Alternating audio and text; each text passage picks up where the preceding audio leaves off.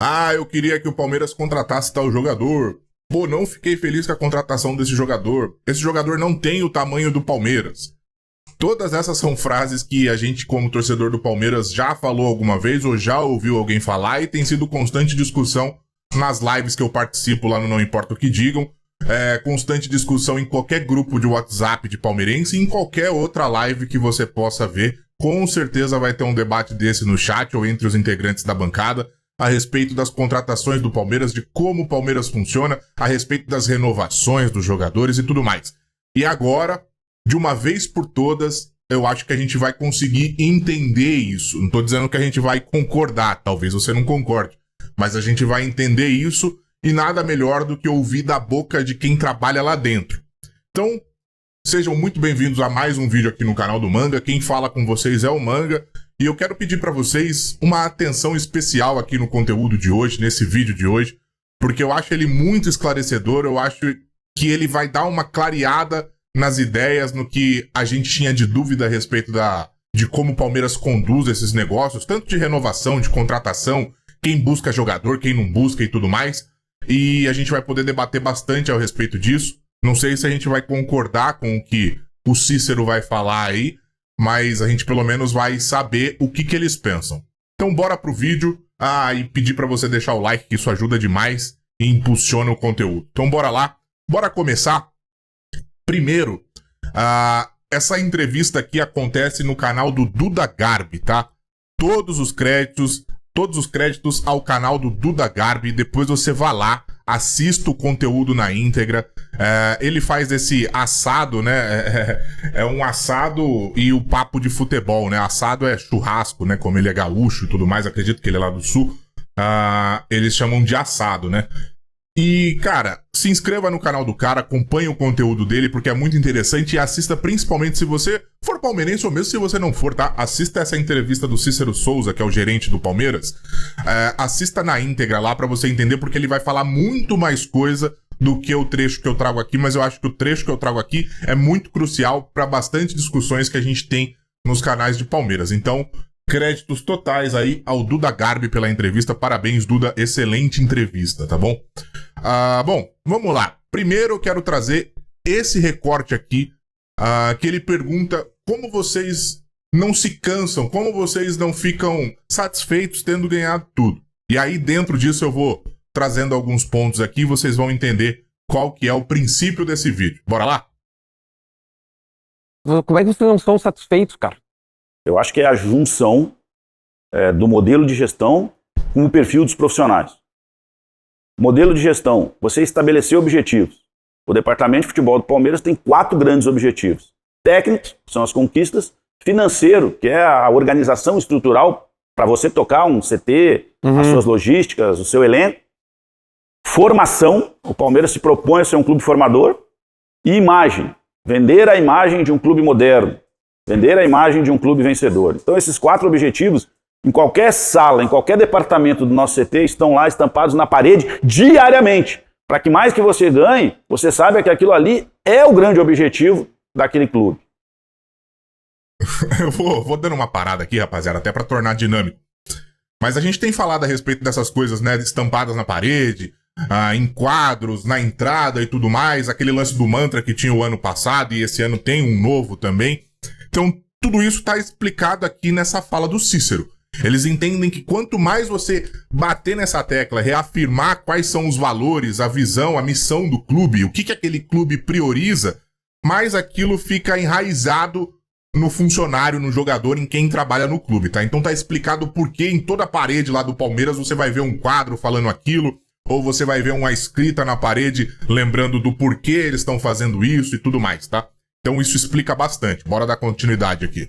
E por perfil profissional, te diria assim, quando a gente ganha a Copa do Brasil em 2015, muitas pessoas me perguntaram, vazou lá o Ricardo Oliveira fazendo uma carinha, vazou uma camisa do Santos já como campeão, isso aí motiva mais, né? Não motiva nada mais.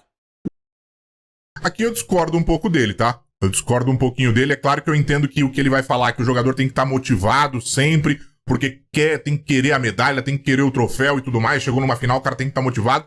Mas eu acredito que mexa assim com alguns atletas esse tipo de coisa. A gente pode trazer aqui o Endrick, né? O Endrick deixa eu chamar aqui para primeiro plano. O Endrick naquele jogo contra o Botafogo, isso é um exemplo mais recente que eu lembro, mas existiram vários, e você vai lembrar de algum aí. O Endrick ficou motivado pelo grito de campeão da torcida do Botafogo, que depois foi descobrir que não tinha nada a ver com o time de futebol, e sim um outro atleta lá. Mas mexeu com o brilho do Endrick a mais do que ele já estava motivado. Então aqui eu discordo um pouquinho dele, mas bora continuar. Nada mais. Sabe por quê? Porque quando acabar a Copa do Brasil, quando acabar o Brasileiro, só um é campeão. E eu quero ser o campeão. Só um vai ganhar a medalha de ouro e ela tem que ser minha. Só um vai levantar o troféu, tem que ser nosso. Só um vai ter o pôster, tem que ser o meu time. Se ninguém fizer carinha, se ninguém vazar a camisa, eu não vou estar motivado. A motivação ela está intrínseca, ela está dentro da gente. Então esse é o nosso perfil. É o perfil do Everton, do Gustavo Gomes, do Abel, do Rony, do Zé Rafael. Esse perfil competitivo, ele também é observado na hora da captação dos profissionais.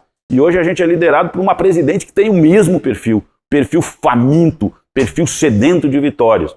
E eu acho que isso é o que nos conduz aí há alguns anos num patamar bem alto, graças a Deus.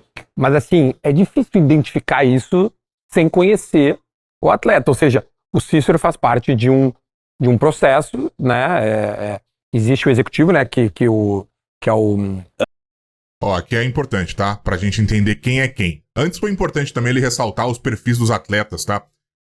Mas aqui ele vai identificar o que ele faz e o que o Anderson Barros faz pra gente de uma vez por todas entender mais ou menos quais são as competências, as obrigações de cada um lá dentro. Anderson Barros. Que o Anderson Barros, tu é o gerente executivo, tá dentro do processo. Como é que se identifica um perfil desse? Recentemente o Palmeiras contratou um jogador, por exemplo, o Bruno Rodrigues. Há nele este perfil? E como vocês identificaram nele esse perfil, por exemplo, esse que a gente está falando agora aqui? Vamos lá. Por que os grandes clubes precisam de um diretor executivo e de um gerente de futebol? Agora eu vou esclarecer para você porque ele vai dar a definição. O diretor executivo é o Anderson Barros e o gerente de futebol é o Cícero. Agora presta atenção nas atribuições de cada um.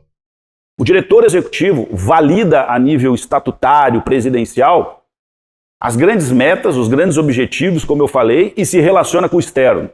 Se relaciona com a imprensa, se relaciona com a FIFA, se relaciona com a CBF, com a Federação Paulista, com a Conmebol, com a imprensa, com o mercado de agentes. E o gerente cuida do dia a dia do CT, se relaciona com a comissão técnica, com os atletas, com a logística, com o registro, com a análise de mercado, com a análise de desempenho, com a ciência de dados. Ele é o cara que cria os processos do futebol relacionados ao marketing, relacionados à comunicação, relacionados ao jurídico. E hoje um grande clube ele não consegue caminhar só com um gestor, porque ele não vai conseguir atender o externo e o interno. Falando da identificação do perfil, é óbvio que é muito mais fácil a partir do momento que o jogador está lá, você ter mais convicções e mais certeza desse perfil. E é por isso que a gente consegue manter os nossos jogadores por tanto tempo.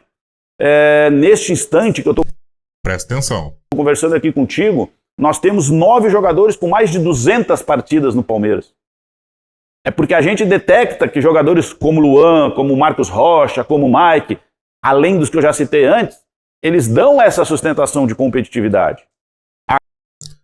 Agora eu sei que esse ponto, eu tenho certeza que esse ponto já deixou você, dependendo do que você pensa aí, já deixou você meio maluco, né? Porque muita gente vai falar, porra, mas como assim o Luan, o Marcos Rocha, esses caras tecnicamente já não aguentam mais, fisicamente um já não entrega, tecnicamente o outro sempre dá uma rateada numa final, numa semifinal, mas perceba que ele tá falando do perfil competitivo, do perfil de não se encostar, de não ser um profissional acomodado, né? De não ser um profissional que deita em cima do contrato, que ganha um título e não quer saber de mais nada. E isso explica, trazer de novo aqui para primeiro plano, e isso explica o porquê o Palmeiras renova com esses atletas. Você pode não concordar, tá? Antes de começar a disparar um monte aí, você pode não concordar com isso, mas isso explica o porquê o Palmeiras renova o contrato com esses atletas. Porque identifica nesses atletas o perfil que hoje o clube busca, tá? Que é esse perfil competitivo, é o perfil que não tá nunca satisfeito, que quer mais.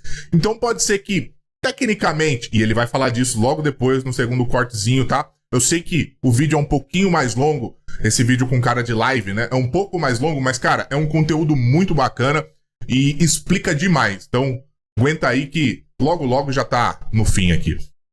Mas entenderam, né? É o perfil de jogador que o Palmeiras busca para poder fazer parte dessa nova filosofia do clube. Você pode não concordar, eu posso não concordar, a gente pode pensar tecnicamente e tudo mais, mas esse perfil tá explicado aí pelo Cícero. Agora, é muito fácil olhar hoje e dizer assim, pô, realmente, o Piquerez é um jogador extremamente competitivo.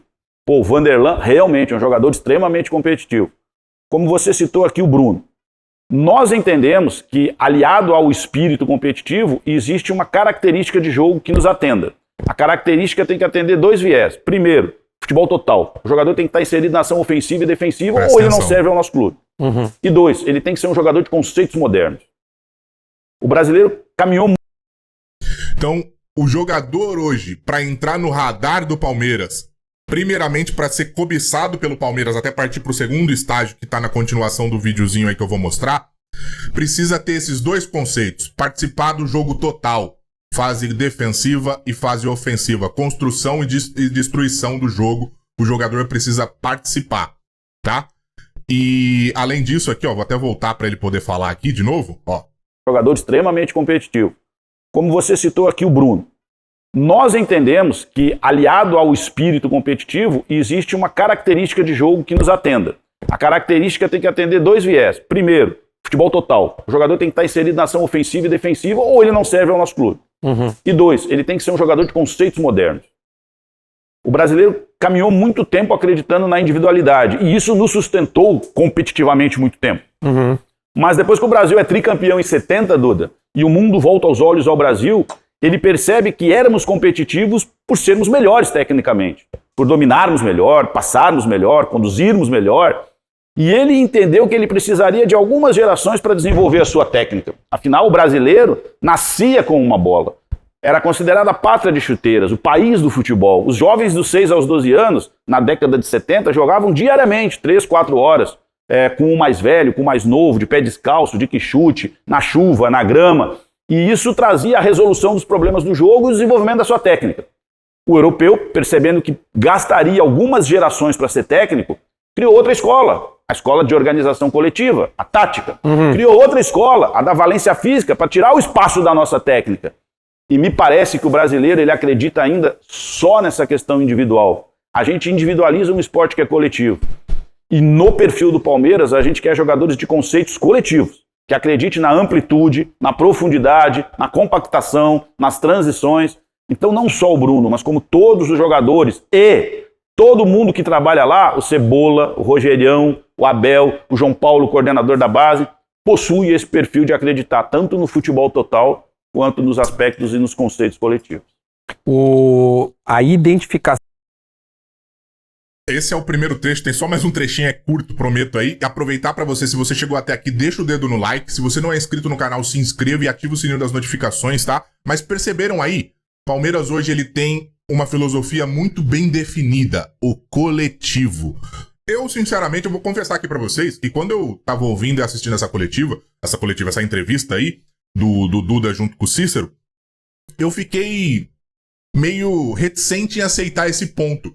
Porque eu ainda acho que a individualidade é muito importante. É muito importante. Não que ele descarte a individualidade aí, mas vocês viram como colocou o coletivo acima, como colocou esse lance da vontade, do futebol, dos conceitos modernos, esse conceito europeu, né? Esse conceito que deixa a técnica mais de lado e traz para primeiro plano esse jogo coletivo, esse jogo organizado. Então, muitas vezes a gente pode enxergar as contratações do Palmeiras realmente sem, talvez, aquele brilho técnico todo que a gente gostaria de ver, mas está completamente de acordo com a filosofia nova do Palmeiras, com a filosofia da comissão, da direção e do diretor e do gerente de futebol do Palmeiras. É uma coletiva que está implantada. Agora, é claro que isso não pode nunca suprimir a qualidade técnica, não pode nunca ignorar a individualidade, mas o primeiro ponto vai ser o coletivo. Então isso talvez explique as contratações do Palmeiras. E aí eu quero que vocês deixem nos comentários se vocês concordam com isso ou não. Eu já aposto que muita gente não vai concordar,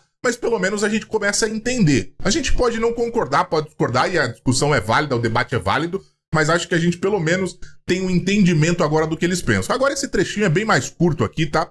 Pra exemplificar uma outra coisa. Vamos lá, sem perder tempo, rapidinho, pra gente conseguir concluir. tanto o executivo Anderson quanto os dois analistas de mercado começam um processo de decupar Isso aqui, por isso que é interessante que você assista o vídeo depois lá na íntegra. Porque ele tá falando de como funciona o processo do Palmeiras de análise de mercado.